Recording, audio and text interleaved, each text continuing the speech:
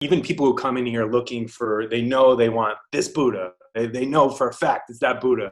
They come in here and they walk around, and another piece just grabs them. And so I always say that the statue, you don't choose the statue chooses you.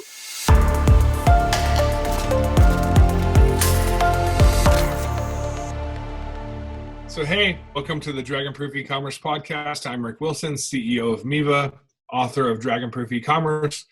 And the world is a strange place right now. But I am here today with a old friend of mine and a customer of mine, Kyle Tortora, who runs lotussculpture.com. I think, Kyle, I've known you for, I'm guessing, 10 years? 10 years now, yeah. Yeah. And then I think you've been a client for 9. I've always appreciated your friendship and our business relationship, and watching you succeed has been something that makes me happy. So what's interesting to me is that your business seems to either be stable or up during this situation that's going on right now. You want to talk about that? Yeah, it's been relatively stable through the past couple of months. We've gotten probably the same amount of orders, but I've noticed that people aren't spending as much. So we're getting, say, 10 orders a day, but the dollar value is down. Okay. So I think that kind of speaks to having kind of a wide range of products. You have a couple for a couple thousand, but people are spending money on the ones for, say, a couple hundred now. So now, are you hearing anything from clients about why they're buying? Not particularly. I mean, now's kind of the spring season, so people are looking at their garden, and I'm sure they're spending more time at home. So, Totally. they're maybe having a little bit extra time for starting that meditation practice that they've been dreaming about for the past couple of years. And now that they're stuck at home, they're like, hey, I could really I would really enjoy seeing a Buddha in front of me when I'm meditating. So if I was exhibit, I'd say you're doing Pimp Your Garden. Absolutely. Yeah, I've definitely had traffic has been way up. Like, people have been looking at the site a lot more. I think that's just that people are home. So, but also people are planning for their garden.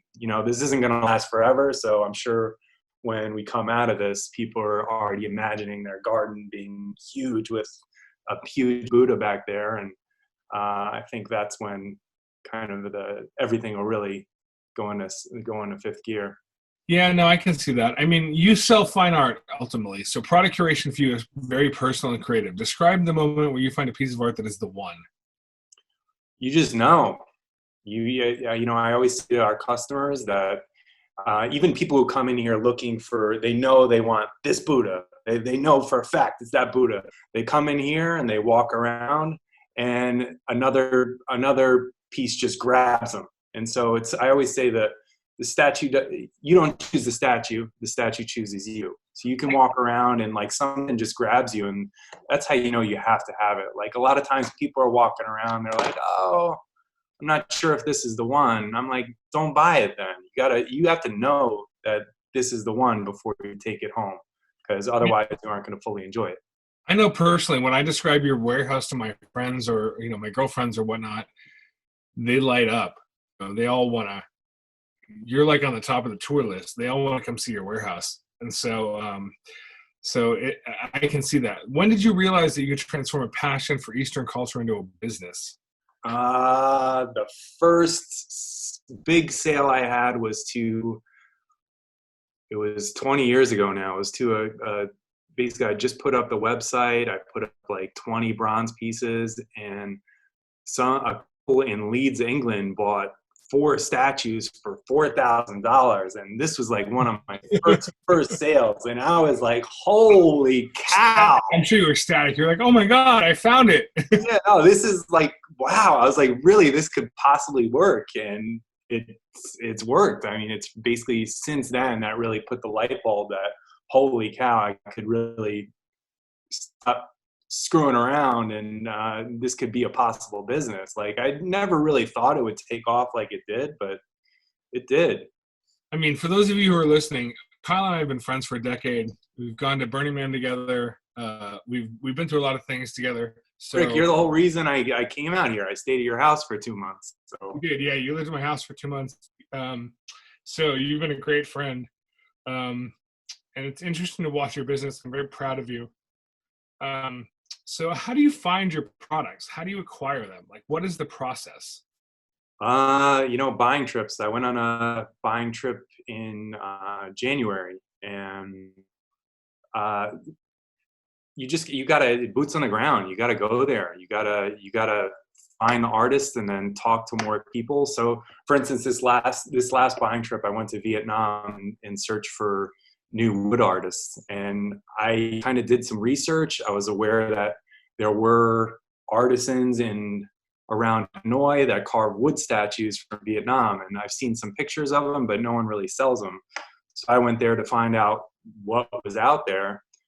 And you just gotta go to the villages and talk to people. And so that's basically what I did. I spent a week in Hanoi just taking taxis everywhere and talking to people, and eventually I found exactly what I'm looking for. And now I'm Skyping with these people every night and kind of laying out the path for my next order. And this is a whole new batch of artisans that I didn't carry last year. So You're it's you're literally like a living reality show. So, but uh, what is that? What is that one show where they go gem hunting? You're like that. Um, it's kind of like that. Yeah, it's fun when you're over there because you're really trailblazing. You're looking for new pieces, and then when you find them, there's a whole nother problem set of actually getting them out of the country. So I was gonna say, so like, I mean, it's hard. what have you? I mean, this is kind of separate from all the COVID stuff, but what have you run into as far as the uh, um, export issues, et cetera, from Vietnam and everything else? I mean, there's a different set of problems everywhere, and you got to figure out how to navigate those. And you know, really, I'm kind of on an island in that no one else does what I do. And so I can't ask anyone. So in each country, you just got to figure it out. I mean, Bangladesh was so hard because you need all these basically stamps from the archaeological department saying that each piece is not an antique. Right. So just navigating that. In Thailand, I had a whole container confiscated from me. I mean, Yeah, I remember that happening actually. oh, it was awful. I mean, it ruined my Thanksgiving. I couldn't even enjoy my turkey because I knew I just lost $30,000, and it was awful. But these are growing pains that I had to go through. So now I know how to do it, and now I'm actually going back to my Vietnam trip. I'm kind of figuring out how to do it from Vietnam now. So every country is really hard. So you sort of take every country as a learning lesson. Every country is, yes. Yeah, Every type of commodity, every wood statue as opposed to a bronze statue, as opposed to a marble statue. There's different rules for each one. So going back to the COVID stuff, has your workflow changed in the past 2 months? Yes. I hang out at home a lot more with my daughter, so I take awesome breaks with a little panda bear crawling all over me, so that's changed. And otherwise, I'm concentrating more on kind of the future. Like I'm kind of investing in when this is gonna change around. Like, Yep. if like I've been spending a lot of money with Miva updating or tweaking my website. So I'm trying to get it so when we come out of this, I'm fully ready to go.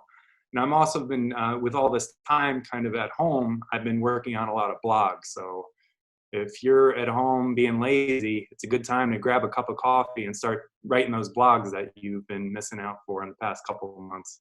Put a little Kahlua in that coffee, but yeah, you're like JP. Why not? You can do it. For it. Yeah, totally. It's coronavirus rules. So do what you got to do. So how do the relationships in your supply chain work? Like you said, Skyping with your artisans. How often do you talk to them? What does that look like for you? It's different with every person. Like there's a couple of bronze artisans in South India that don't speak English, so I gotta kind of just write very small emails to them, but that's mostly done in person. But it's different for every artisan. Like some people love to talk and love to share what they're doing, and I love that. But others, they're like true artisans. They're like Van Gogh. You don't want to bother them until they show you something that's done. So it's different for every person. No, I get that. So, I mean, do you think the coronavirus stuff or COVID-19 has changed the way you communicate with them, or is it the way it's always been? It's the way it's always been. I get a lot more. My artists are contacting me just to wish me well, because I think the press coming out of the U.S. is very bad. Yeah. Even though in India, I'm sure they just don't have testing, and it's equally as bad. But yeah, I mean, there was a cool picture yesterday. I mean, all the weird stuff we're seeing on the internet. Yesterday, you could see the Himalayas from India because of the lack of pollution, which is right, which is one of the weird, cool things that comes out of this. Yeah, maybe we should rethink what's happening with that eventually. I hope that's a conversation that world leaders can have.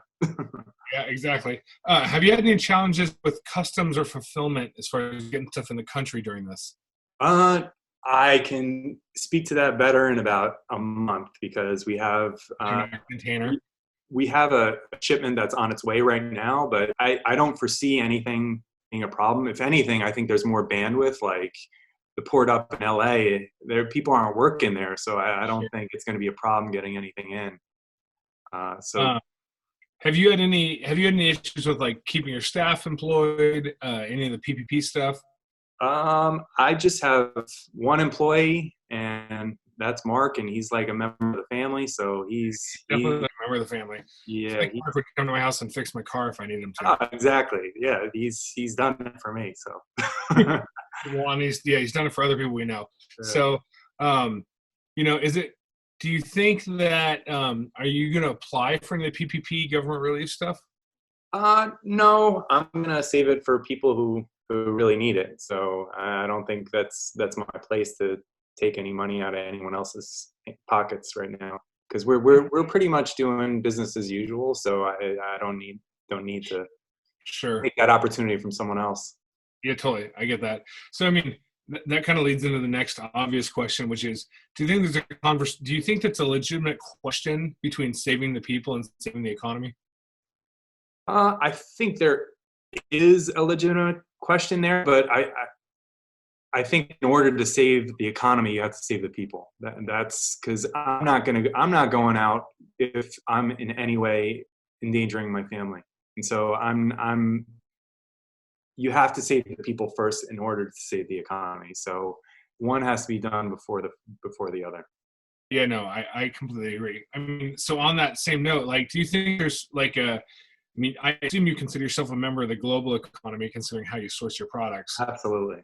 So, like, how do you see this whole concept impacting the global economy? I mean, I think everywhere is shut down. Every night I talked to India and Vietnam last night, and they're both saying everything is shut down. They can't physically move.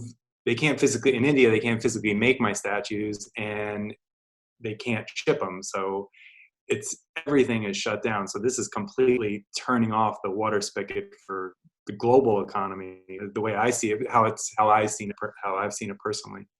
Yeah, no, totally. Now, do you think e-commerce itself is supporting of the artists and cultures of the world in this current time? Yes, because when people are buying, say, my statues from Lotus Sculpture, it's still fueling the demand. So when this ends, I'm going to have a backlog of orders that my artists will need to make for me. So I think by people ordering now or in the future, it's kind of jumpstarting the recovery eventually.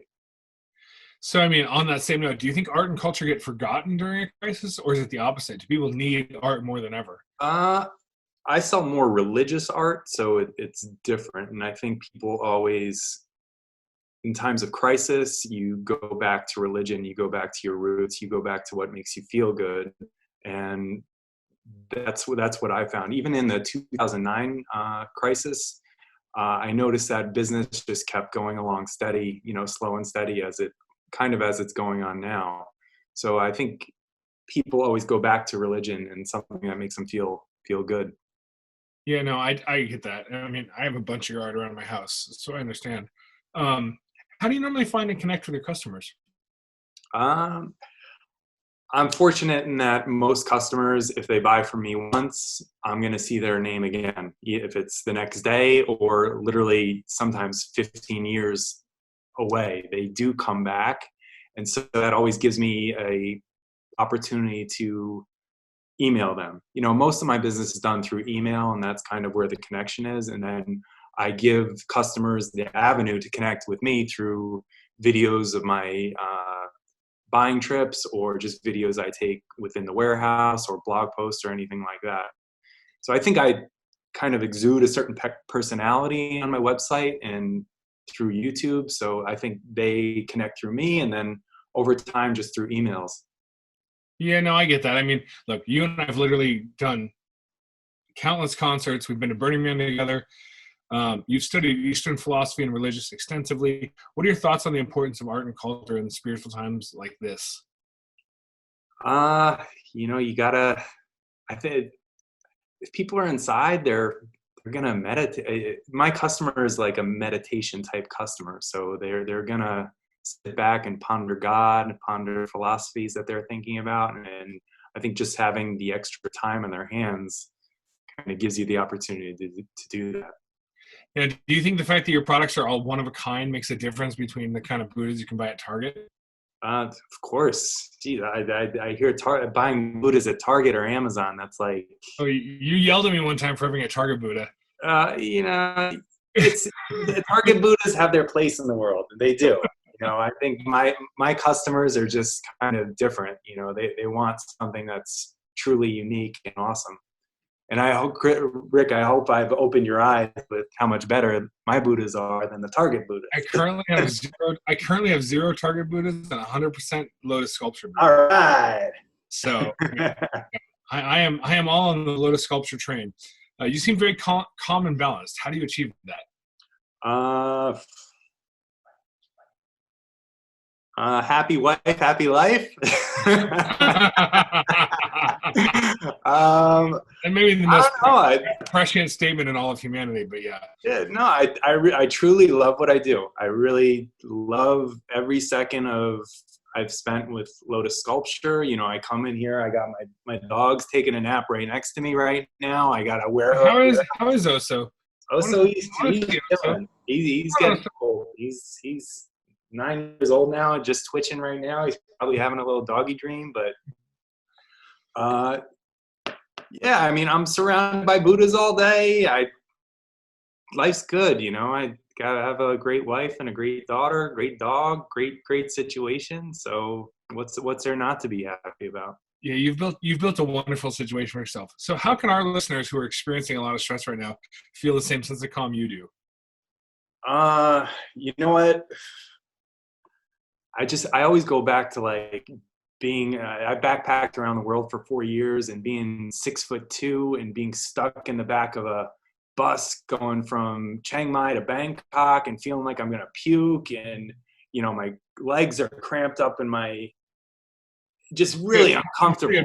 Sitting on your lap on the bus. Yeah. It's like, but just knowing that, like, that ends, everything ends. And so this, like anything else, is going to end. In other words, this too shall pass. This too shall pass. And you know what? Just it's awful. What's going on right now is absolutely awful.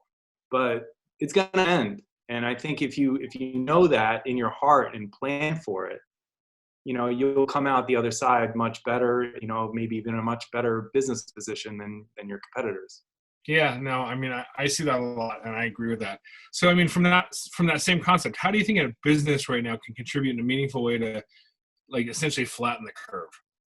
I mean, just do best practices. I mean, listen to the CDC, wash your hands. Don't, as tough as it says, don't employ as many people as you can, or maybe work them in shifts. I mean, I haven't had to answer these questions personally because I just have Mark, and Mark's back there by himself. So I wouldn't be the person to ask about this question, but that's what I would do, I would think. Yeah. When do you think I can come back to the warehouse?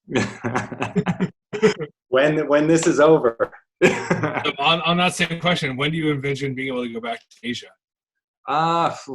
What's your best guess? I mean, I would say summer, but You don't I need it. yeah, I don't know. I just came back in January, so I'm not even thinking about that till probably next winter. Oh, okay. So, but you know what? I mean, I'd love to actually go to Nepal in the summer. So possibly this summer. Well, look, man. I mean, you're someone I love and care about. Likewise, right?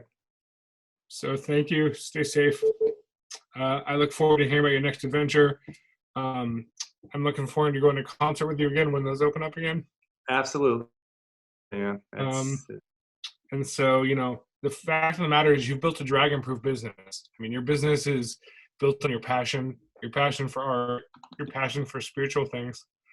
You've really leaned into what matters to you. And I think that's why it's working well for you. yeah. Sorry, Yeah, it's didn't mean to get all emo on you at the end of the podcast. no, that's good. I like the passion you have for my business. No, that's cool, Rick. I mean, there's nothing I love more than seeing my customers succeed. Yeah.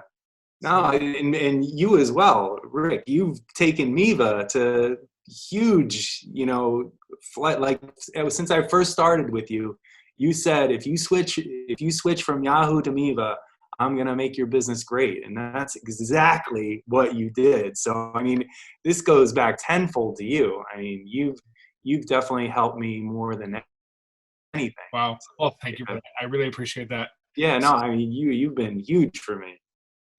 So for all the listeners out there, I think this is the end of this episode. We appreciate you listening. Kyle, lotussculpture.com. I cannot recommend his products enough. They will make your garden and your house beautiful. And I look forward to talking to you guys next week. Thanks, everybody. Stay well, Rick. Take it easy, everyone. Thanks, Kyle.